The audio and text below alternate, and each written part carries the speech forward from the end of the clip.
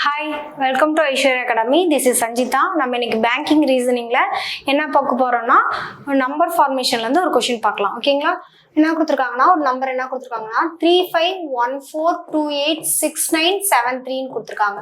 கொடுத்துட்டு என்ன condition சொல்லிருக்காங்கன்னா if அத வந்து half of digits கொடுத்திருக்கிற நம்பர்ல half of digit ரெண்டா ஸ்ப்ளிட் பண்றோம்.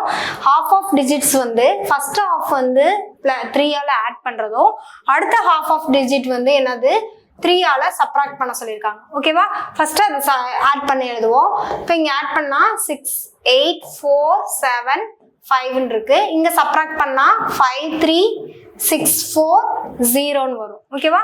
அடுத்து என்ன சொல்லிருக்காங்கன்னா இத வந்து கிடைச்சிருக்க இந்த சப்ட்ராக்ட் பண்ணதுக்கு அப்புறம் கிடைச்ச நம்பரை டிசெண்டிங் ஆர்டர்ல எழுத சொல்லியிருக்காங்க. இப்போ டிசெண்டிங் ஆர்டர்ல இந்த நம்பர் எழுதும் போது ஹையஸ்ட் நம்பர்ல இருந்து லோயஸ்ட் நம்பர் போகுமா?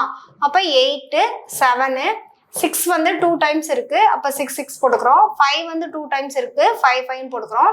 4 ஆல்சோ 2 டைம்ஸ் 4 4 அடுத்தது 3 and 0 ன்னு எழுதிக்கிறோம். ஓகேவா? எழுதுனதுக்கு அப்புறம் நம்மளோட கொஸ்டின் என்ன கேக்குறாங்கன்னா லெஃப்ட் எண்ட்ல இருந்து என்னது ஆட் டிஜிட்ஸ் என்னது சம் பண்ணா என்ன வேல்யூ கிடைக்கும்னு சொல்லி கேக்குறாங்க.